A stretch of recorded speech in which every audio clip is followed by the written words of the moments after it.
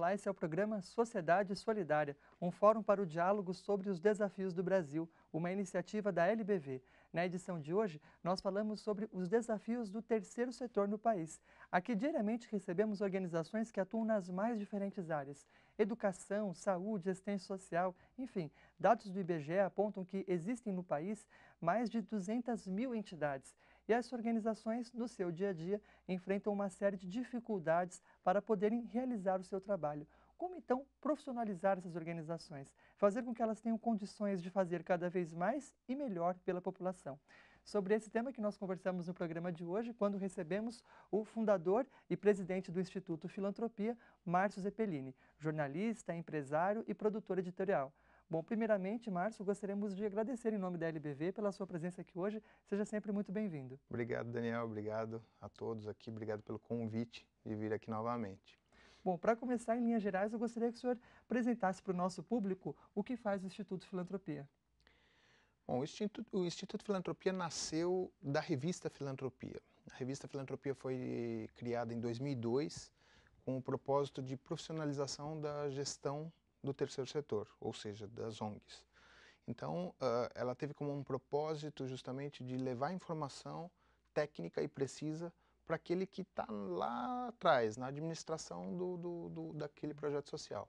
Então, a revista ela leva informação sobre contabilidade, captação de recursos, leis, voluntariado, formas de se administrar, cases, né? Então, isso vem desde 2002, a revista, ela já tem 65 edições dela. E aí, então, em 2006 a gente começou com o Diálogo Social, que é a parte de treinamentos da revista, e aí consolidou-se tudo em 2012 como um Instituto Filantropia. Então o Instituto tem o mesmo propósito da revista, o de disseminar a informação e de profissionalizar a administração dessas organizações. Agora, o que o levou, então, a criar a revista Filantropia, que mais tarde tornaria-se, então, no Instituto? Pois é, aí é uma história pessoal minha, né? Eu comecei a trabalhar com o terceiro setor como voluntário em 96, após um incidente da perda da filha de um amigo.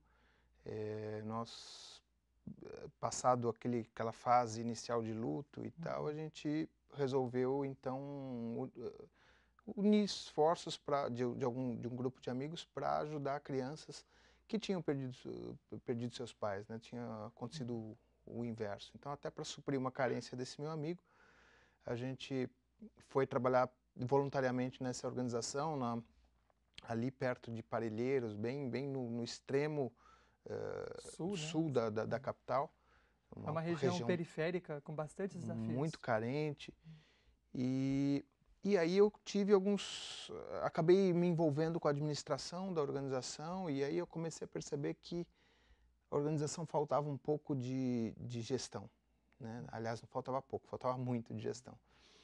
Um belo dia eu cheguei lá, tinha um sofá velho, né? Eu uso isso até como ícone, porque aquele sofá me marcou a vida, né? Porque estava um sofá lá todo rasgado, todo com mola para fora, quer dizer, impossível de se usar. E aí a presidente falou assim, isso é uma doação, a gente não pode negar. E aquilo me entrou dolorido para mim. Eu falei assim, por que a gente não pode negar, né? Enfim, porque as crianças são pobres, porque elas são órfãs, elas têm que ter qualquer coisa, quer dizer, não pode ter uma coisa boa, não pode ter uma... E aí era justamente, eu percebi que o que estava faltando ali era planejamento, né? Um planejamento da captação de recursos, inclusive, para não ter que aceitar qualquer coisa. Um planejamento da comunicação para mostrar que ali não é um depósito de coisas usadas e estragadas, mas sim um local onde a gente está tentando incluir aquelas crianças na sociedade novamente. Enfim, mostrar que ali tem um trabalho sério e digno. E isso se tem que fazer com a razão, porque muito se faz pelo terceiro setor com o coração, né, com a emoção. A gente faz, a gente se devota através da emoção. E aí faltava um pouco da razão. E foi por isso que eu comecei a pensar, falei assim, não, peraí, tem alguma coisa errada. As ONGs não podem ser administradas de qualquer jeito, elas têm que ser pensadas como uma empresa, elas têm que ser levadas a sério como uma empresa, para que se atinja melhor os resultados. Até a gente acaba brincando na revista Filantropia que o slogan dela é: não basta fazer o bem, é preciso fazer bem feito. E esse é o mote do Instituto, é o mote da revista, é o que a gente tenta levar com os treinamentos, enfim.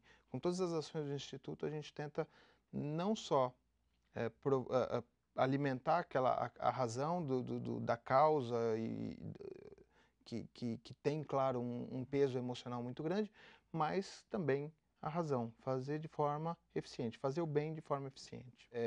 Então a gente precisa, na verdade, fazer justamente, trabalhar o mal lá na raiz. Então, por isso que precisa ser uma filantropia estratégica. E para ser uma filantropia estratégica, a gente precisa, de fato, ter essa visão empresarial, porque ela precisa se manter, precisa se sustentar. O que é diferente de ter uma visão lucrativa, né? Quer dizer, a gente precisa ter lucro, precisa, na verdade, ter uma receita acima da despesa. Para ser reinvestida. Para ser reinvestido, não pode ser distribuído para quem dirige a entidade. Mas precisa sim ter essa sobra, esse superávit, chame como quiser, né? Esse lucro, para ter uma segurança financeira, uma segurança de que aquele projeto vai continuar. Sem dúvida.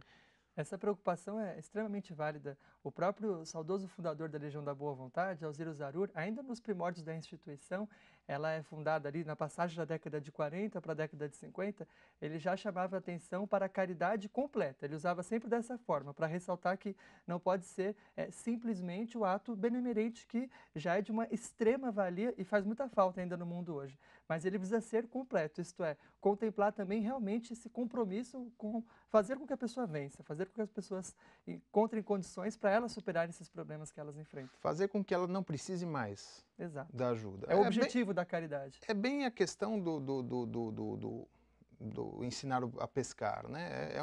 Ficou um chavão isso, mas é bem isso. Quer dizer, em vez de a gente ficar dando peixe o tempo todo, vamos ensinar a pescar, que ele não precisa mais receber peixe. Então, quer dizer, isso é a filantropia estratégica. É como a gente consegue fazer com que aquela situação se reverta para um lado de segurança em que não exista mais aquela necessidade. Quer dizer, a organização ela existe para realizar um sonho, né? Qual é o sonho que você pretende realizar?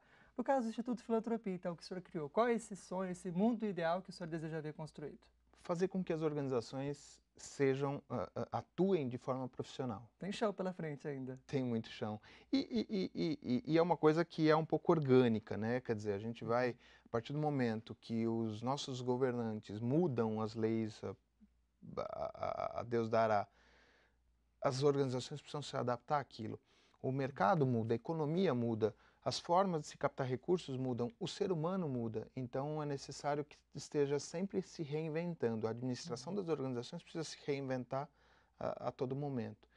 Então é importante que as organizações tenham isso em mente. Então, a partir do momento que todas as organizações brasileiras tiverem em mente de que elas precisam ser de constante capacitação, de constante busca pelo conhecimento, aí eu vou estar feliz. Agora, e hoje? Quais seriam as principais prioridades para as organizações nesse cenário de muitas mudanças que nós tivemos, tanto no momento vivido pelo Brasil, como também nas questões jurídicas referentes ao terceiro setor?